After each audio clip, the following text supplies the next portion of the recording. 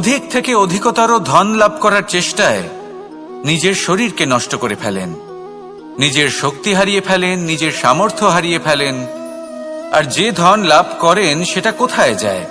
সেই শক্তি, সেই সামর্থ্যকে আবার ফিরে পাওয়ার জন্য। আর কিছু মানুষ জীবন এমন ভাবে যাপন করেন যেন তা কখনোই শেষ হবে না, কিন্তু শেষ তো সবারই হবে। আর যখনই শেষটা কাছে চলে আসে তখন মানুষ এটা বুঝতে পারেন যে সে জীবনকে উপভোগ করেননি। তার কারণটা কি?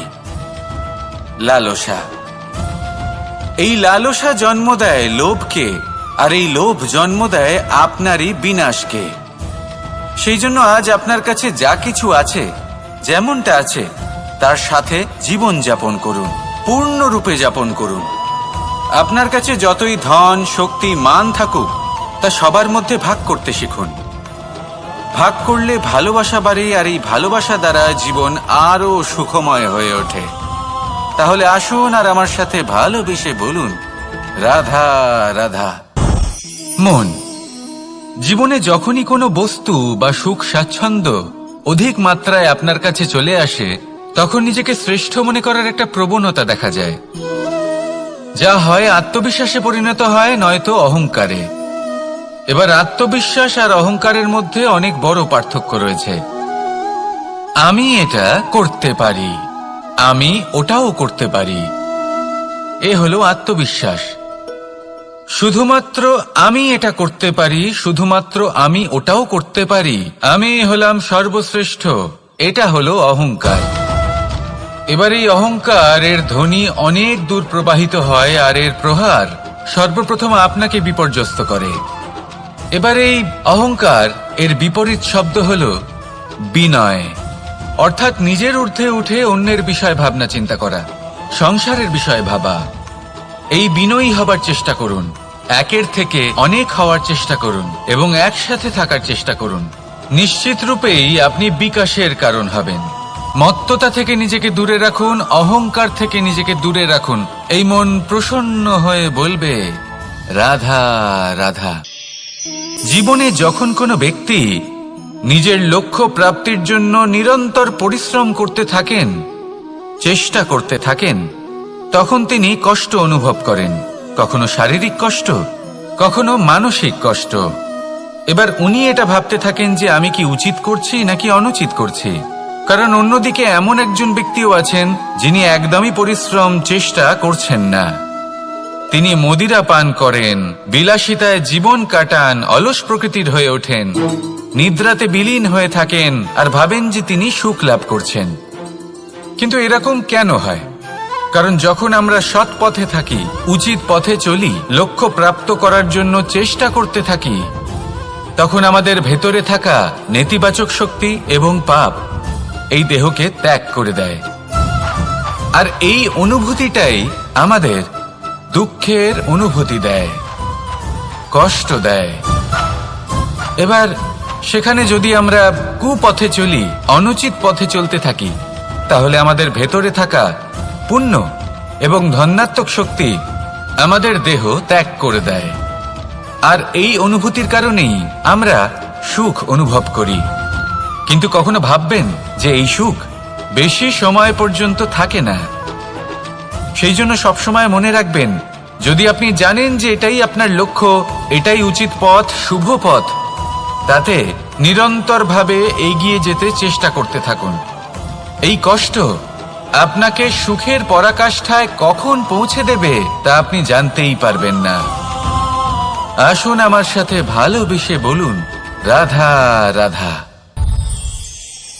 ঈর্ষা আমাদেরই মনে বসবাস করা আরো একটা শত্রু। তবে এই শত্রু কখনো কখনো আমাদের জন্য লাভদায়কও হতে পারে, কিন্তু যদি আমরা সতর্ক না থাকি তাহলে সেটা ততটাই ঘাতক হয়ে উঠতে পারে। যদি আপনার কোনো প্রতিদ্বন্দ্বী থেকে থাকে যে এগিয়ে চলেছে, তাকে দেখে আপনার মনে ঈর্ষা উৎপন্ন হয়, আর ঈর্ষাবশত আপনি নিরন্তর চেষ্টা করতে থাকেন, পরিশ্রম করতে থাকেন সামনে এগোনোর জন্য, তাহলে তার দ্বারা আপনার বিকাশই হবে। কিন্তু যদি আপনি নিজের বিরোধীকে শেষ করতে দেওয়ার জন্য অগ্রসর হন, তাকে বিনাশ করার জন্য অগ্রসর হন, তাহলে এই ঈর্ষা প্রথমে আপনার বিনাশ অবশ্যই করবে। একটা কথা আছে, এটা পশু প্রবৃত্তি, আপনি শুধুই নিজের বিকাশের কথা ভাববেন। তিনিই হলেন প্রকৃত মানুষ, যিনি অন্য মানুষের জন্য প্রাণও দিতে পারেন। এই ঈর্ষা যদি আপনাকে বিকাশের পথে নিয়ে যেতে পারে তাহলে খুবই ভালো। যদি আপনাকে অন্য কাউকে বিনাশ করে দেওয়ার পথে অগ্রসর করে তাহলে তার থেকে দূরে থাকাই ভালো। যেমন ধরুন, আপনার কাছে একটা সূচ আছে যার দ্বারা আপনি ছেঁড়া কাপড়ও সেলাই করতে পারবেন বা অন্য কারোর পাত্রে ছিদ্রও করে দিতে পারবেন। আপনি কি চাইবেন, নিজের বিকাশ নাকি অন্য কারোর বিনাশ? সিদ্ধান্ত আপনারই। আসুন আর আমার সাথে ভালোবেসে বলুন, রাধা রাধা। বিষ এবং অমৃত, এর ভিত্তিতেই সংসার চক্র চলতে থাকে। যখন সমুদ্র মন্থন হয়েছিল তখন এই দুই প্রাপ্ত হয়েছিল। প্রথমে বিষ পাওয়া গেল, তারপর অমৃত। জীবন মন্থন করলেও এগুলো লাভ করা যায়। এবার এই যে বিষ, তা হলো অমৃতের থেকে অনেক বেশি শক্তিশালী এবং সেই জন্যই অনেক বেশি ঘাতকও। এবার বোঝার চেষ্টা করি এই বিষ আসলে কি। যে কোনো বস্তু বা কোনো ভাব যদি মাত্রার থেকে বেশি পরিমাণে আপনার কাছে থাকে, প্রয়োজনের থেকে বেশি আপনার কাছে থাকে, তাহলে সেটা আপনার কাছে বিষ সমান হতে পারে। তা সে ধন হোক, শক্তি হোক, সম্মান হোক, ইত্যাদি ইত্যাদি। যদি আপনার কাছে এমন কিছু থেকে থাকে যা মাত্রার থেকে বেশি পরিমাণে আপনার কাছে আছে, তাহলে তাকে ভাগ করতে শিখুন। যদি আপনি ভাগ করতে শিখে যান তাহলে এই বিষই আপনার জন্য অমৃতে পরিণত হবে, আর তাদের কাছেও অমৃত সমান হয়ে উঠবে যাদের এই সাহায্যের প্রয়োজন। তাহলে ভাগ করে নিতে শিখুন আর আমার সাথে ভালোবেসে বলুন, রাধা রাধা। কোনো বাড়িতে, কোনো পরিবারে যখন কারোর জন্ম হয় তখন তা কত সুখের মুহূর্ত হয়। সেই ছোট্ট সন্তান যখন কিছুটা বড় হয়, সে হাঁটার চেষ্টা করে, আর সেই প্রক্রিয়াতেও খুব বড় একটা শিক্ষা লুকিয়ে রয়েছে, ঠেলে দেওয়া। যখন আপনি হাঁটতে চান, সামনে এগোতে চান, তখন আপনি কি করেন? নিজের পায়ের তলার যে মাটি তাকে আপনি পেছনে ঠেলে দেন। ব্যাস, এই একই জিনিস তো জীবনেও শিখতে হবে। এবার যদি আপনি জ্ঞানের পথে অগ্রসর হতে চান তাহলে অজ্ঞানতাকে পেছনে সরিয়ে দিতে হবে। যদি আপনি প্রকাশের দিকে এগোতে চান তাহলে অন্ধকারকে পেছনে সরিয়ে দিতে হবে। যদি আপনি ভবিষ্যতে সফল হতে চান তাহলে অতীতের যে অসফলতাগুলিকে পেছনে সরিয়ে দিতে হবে। যে জল বইতে বইতে থেমে যায় তাকে আমরা নালা বলে থাকি, তার থেকে দুর্গন্ধ বের হয়। কিন্তু যে জল বইতেই থাকে তাকেই আমরা পবিত্র জল বলি। তাহলে আপনিও কর্ম করতে থাকুন, কখনো থামবেন না। আর আমার সাথে ভালোবেসে বলুন, রাধা রাধা। যোগাসন। যোগাসনে আসন অত্যন্ত গুরুত্বপূর্ণ। এবার আমি বলবো সবথেকে শ্রেষ্ঠ আসন কোনটি। আশ্বাস। নিজেকে আশ্বস্ত করতে থাকুন যে আমি আছি, সব ঠিক হবে, যা হচ্ছে ভালোর জন্য হচ্ছে। এই আশ্বাস আপনাকে জীবনে এমন ধনাত্মক বিশ্বাস দেবে যে আপনি বড় বড় সমস্যার সমাধান করতে পারবেন। এবার যদি কথা বলি সবথেকে কঠিন সময়ের, তাহলে সেটা হলো বিচ্ছেদের, যা মা সীতাকে সহ্য করতে হয়েছে শ্রীরামের জন্য, রাধা কৃষ্ণকেও সহ্য করতে হয়েছে। যে ব্যক্তি বিচ্ছেদের সময় সঠিক পথে চলে এসেছে সে জীবনে অনেক শ্রেষ্ঠ স্থানে অবশ্যই পৌঁছতে পারবে। এবার যদি কথা বলি সবথেকে জরুরি এবং গুরুত্বপূর্ণ সময়ের, তাহলে সেটা হলো সংযোগ। সকলকে সাহায্য করতে থাকুন।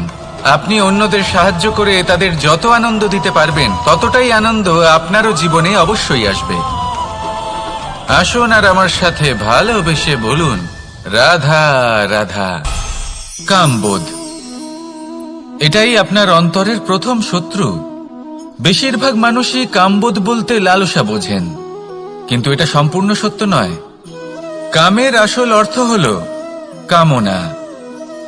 এটা খুবই সহজ ব্যাপার। মনুষ্য শরীর থাকলে, মানুষের মন থাকলে এই কামনা অবশ্যই থাকবে।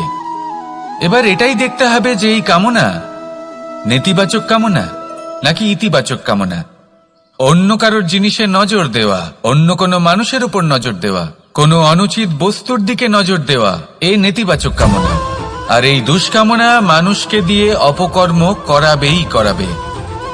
তাই মনে রাখবেন, যে ব্যক্তি নিজের কামনাকে নিয়ন্ত্রণে রাখতে পারেন তিনি সঠিক পথেও থাকেন, সঠিক লক্ষ্যে পৌঁছতেও পারেন। যিনি কামনা নিয়ন্ত্রণে রাখতে পারেন না তিনি তার পথও হারিয়ে ফেলেন এবং লক্ষ্যচ্যুতও হন। তাই মনে রাখবেন, নিজের কামনাগুলিকে নিয়ন্ত্রণে রাখুন। কাম নামক এই শত্রুর ওপর বিজয় লাভ করুন। আর আমার সাথে ভালোবেসে বলুন, রাধা রাধা। ক্রোধ আপনার অন্তরের আরো একটা শত্রু। এই ক্রোধ আসলে কি? আপনার মনের এক ভাবনা, যা আপনার মনেই উৎপন্ন হয়। এই মন আত্মার সাথে যুক্ত থাকে। এখন একটা ভাবনা যা আত্মার সাথে যুক্ত থাকে তাকে অনুচিত কেন বলা হয় সেটা বোঝার চেষ্টা করুন। ক্রোধ কখনো কখনো জরুরি হয়, বিশেষ রূপে তখন যখন আপনি সঠিক পক্ষে দাঁড়িয়ে রয়েছেন এবং সামনের ব্যক্তি অধর্মের পক্ষে রয়েছেন আর বিনম্রভাবে মানছেন না। যেমন শ্রীরাম ক্রুদ্ধ হয়েছিলেন সাগরের ওপর। ওটা উচিত ছিল, আর তা ততক্ষণই উচিত যতক্ষণ আপনি ক্রোধকে নিয়ন্ত্রণ করছেন। যদি ক্রোধ আপনাকে নিয়ন্ত্রণ করতে শুরু করে তাহলে পরিস্থিতি এমনও হতে পারে, ধরুন একজন ব্যক্তির প্রতি ক্রোধের কারণে আপনি তার ক্ষতি করতে চান। আপনি একটা কয়লা হাতে নিলেন আর সেই কয়লা সামনের ব্যক্তির ক্ষতি করার পূর্বে আপনার হাত জ্বালিয়ে দেবে। ব্যাস, ক্রোধ এটাই করে। সর্বপ্রথম আপনার ক্ষতি করে, আপনার বিবেক হরণ করে নেয়। আপনি আপনার নিয়ন্ত্রণ হারিয়ে ফেলেন আর সবকিছু নষ্ট হয়ে যায়। বেশিরভাগ মানুষ ক্রোধে এমন সিদ্ধান্ত নেন যে সেটা তাদেরই বিনাশের কারণ হয়ে দাঁড়ায়। আর কিছু মানুষ বলেন যে আমাদের জীবনে এত যন্ত্রণা আছে, এত সংকট আছে যে ক্রোধ উৎপন্ন হবেই। আর এরকম সময় এটাই উচিত হবে যে আপনি নিজেকে ক্রোধের থেকে দূরে রাখুন আর তারপর সমস্যার নিবারণ করুন। আর এই নিবারণই আপনার জীবনকে একটা শ্রেষ্ঠ স্তরে পৌঁছে দেবে। তাহলে ক্রোধ থেকে দূরে থাকুন, সুপ্রসন্ন থাকুন আর আমার সাথে ভালোবেসে বলুন, রাধা রাধা। লোভ আপনার অন্তরের আরো একটা শত্রু। দেখতে গেলে এটা একটা শব্দ, একটা সংস্কৃত শব্দ। লব ধাতু থেকে উৎপন্ন হয়েছে। এর অর্থ কিছু লাভ করা। কিছু লাভ করা অনুচিত নয়, আরো কিছু লাভ করাও অনুচিত নয়, কিন্তু সব থেকে বেশি আমিই লাভ করব, আমি আরো চাই, আরো বেশি চাই, আরো বেশি পেতে চাই। এটাই হলো লোভ। আর এই লোভ যখন গ্রাস করে তখন আপনি যা পেতে চান, সে ধনই হোক বা মানই হোক, তা অর্জন করার জন্য মানুষ যে কোনো স্তরে পৌঁছে যেতে পারে। যদি মানুষ ধন অর্জন করতে চান তাহলে তার জন্য তারা অধর্মের পথেও চলতে পারেন। যদি সম্মান অর্জন করতে চান তাহলে অন্য মানুষকে ছোটও করতে পারেন। শেষ পর্যন্ত আপনার এটা মনে হতে পারে যে যদি একটু অল্পই প্রাপ্ত করতাম কিন্তু ভালোবেসে প্রাপ্ত করতাম, এই জীবন আরো অনেক বেশি সুখী হতো। লোভ আপনার জীবনে, আপনার মনে কখন যে প্রবেশ করবে সেটা আপনি জানতেও পারবেন না। তাই এটা চিনতে শিখুন আর তৎক্ষণাৎ জীবন থেকে বাইরে ফেলে দিন। যা কিছু লাভ করতে চান তা ভালোবেসে লাভ করুন আর সেই ভালোবাসার সাথেই বলুন, রাধা রাধা। মোহ আপনার অন্তরের আরো একটা শত্রু। এবার মানুষ প্রেম আর মোহের মধ্যে পার্থক্য বুঝতে পারে না। কিছু মানুষ ভাবে যে মোহর মধ্যে খারাপ কি আছে। যদি কোনো মানুষের তার বাবা মার প্রতি, তার সন্তানের প্রতি মোহ থাকে তবে খারাপ কি আছে? খারাপ আছে, আর সেটা তাদের জন্য খারাপ হতে পারে যাদের প্রতি আপনার এই মোহ আছে। এবার মোহ আর প্রেমের মধ্যে পার্থক্য আপনাকে বোঝাচ্ছি। মোহ শুধুমাত্র পেতে চায়, সেখানে প্রেম শুধুমাত্র দিতে শেখায়। এই দুই পরিস্থিতিতেই আপনার হাত প্রসারিত থাকে। মোহের ক্ষেত্রে কোনো বস্তু বা কোনো ব্যক্তিকে লাভ করার জন্য, আর প্রেমে শুধুই প্রদান করার জন্য। মোহর বশে আপনার পায়ে বাঁধন পড়ে যেতে পারে। যদি মাতা পিতার তার সন্তানের প্রতি মোহ থাকে, তাহলে তারা তাদের সন্তানকে কখনো দুঃখে, চিন্তায়, যন্ত্রণায় দেখতেই পারবে না। সেই জন্য তারা সন্তানকে বেঁধে রাখতে চান একটা সুরক্ষিত ক্ষেত্রে, যেখান থেকে না তারা সংসারকে দেখতে পায়, না পরখ করতে পারে, না কিছু শিখতে পারে, না বিকট পরিস্থিতির সম্মুখীন হতে পারে। ঠিক যে কারণে তারা দুর্বল হয়ে পড়ে, অজ্ঞানী হয়ে ওঠে। তাদের বিকাশ সেখানেই স্তব্ধ হয়ে যায়, আর সেখানে প্রেম শুধুমাত্র বিকাশের পথে নিয়ে যায়। মা বাবা যদি সন্তানকে ভালোবাসেন, তাহলে তাকে ছেড়ে দেন যে যাও সংসারকে দেখো, পরখ করো আর শেখো। কিভাবে এর সাথে লড়াই করতে হবে সেটা নিজে শেখো। নিজের শক্তি নিজেই বাড়িয়ে তোলো, নিজের পথ চয়ন করো।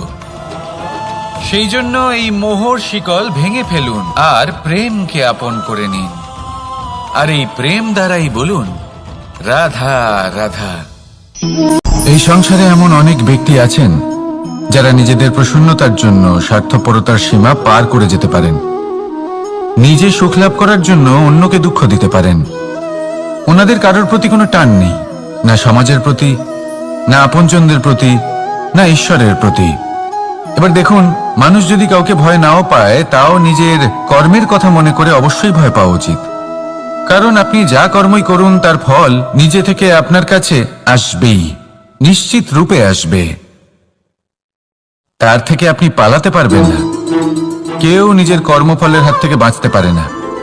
স্বয়ং মহাদেবকেও ওনার কর্মফল ভোগ করতে হয়েছিল। উনি কিছু না ভেবেই ভস্মাসুরকে বর দিয়েছিলেন।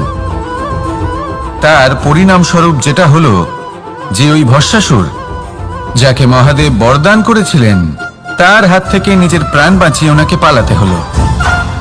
এই সংসারে এমন কেউ নেই যে নিজের কর্মফলের হাত থেকে বাঁচতে পারে। সবসময় এটা ভেবে দেখুন যে কর্মটা আপনি করছেন সেটা শ্রেষ্ঠ কি না। এমন কর্ম করুন যেটা আপনাকে জীবনে এগিয়ে নিয়ে যাবে। নিজেকে সৎ পথে রাখুন, কিন্তু এটাও সুনিশ্চিত করুন যে জীবনে যে কর্ম আপনি করছেন তাতে অন্য ব্যক্তির উপর কি প্রভাব পড়ছে, তাতে উনি দুঃখ পাচ্ছেন না তো। যদি আপনি যা করছেন তাতে সবার মঙ্গল হয়ে থাকে, তাহলে আপনার কাউকে ভয় পাওয়ার কোনো প্রয়োজন নেই। না কালকে ভয় পাবেন, না মহাকালকে। আসুন আমার সাথে ভালোবেসে বলুন, রাধা রাধা। জীবনে যখনই আমরা কোনো বিশেষ মানুষের সাথে পরিচিত হই, তখন তার ব্যক্তিত্বের বিষয়ে আমাদের একটি নিজস্ব দৃষ্টিভঙ্গি তৈরি হয়। তা সে ভালো হোক বা মন্দ, আমরা নিজেদের দৃষ্টিভঙ্গি, নিজেদের ধারণা বানিয়ে ফেলি। কিন্তু আপনি কি নিশ্চিত রূপে বলতে পারেন যে এই যে আপনার দৃষ্টিভঙ্গি, সেটাই সেই ব্যক্তির পূর্ণ সত্য, সেই ব্যক্তি সত্যি সেরকমই? না, আপনি সেরকম বলতে পারেন না। কারণ যে কোনো মানুষের একটি চরিত্র, একটি ব্যক্তিত্ব অনেক বছর ধরে তৈরি হয়, অসংখ্য অভিজ্ঞতা লাভ করার পরে তৈরি হয়। আপনি একদিনে বুঝতে পারবেন না যে সেই ব্যক্তি কেমন। এই ভুলটাই বেশিরভাগ মানুষ করে ফেলেন। কিন্তু যদি সত্যি কোনো মানুষকে বুঝতে চান, তাহলে একটু সময় দেওয়া খুব প্রয়োজন।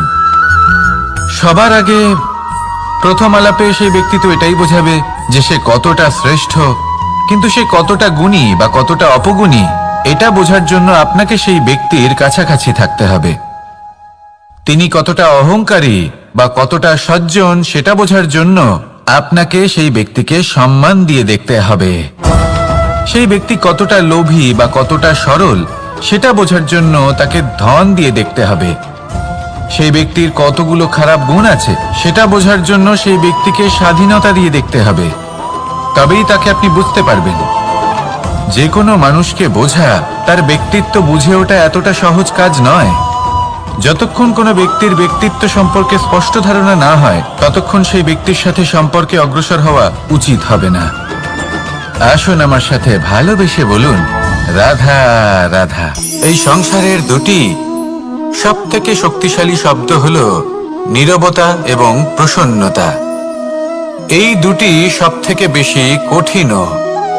এবার আপনি বলবেন, এতে কঠিনের কি আছে? না, ক্ষেত্র বিশেষে নিজে নীরব থাকা হলো অত্যন্ত কঠিন, আর তার থেকেও বেশি কঠিন হলো বিকট পরিস্থিতিতে নিজেকে প্রসন্ন রাখা।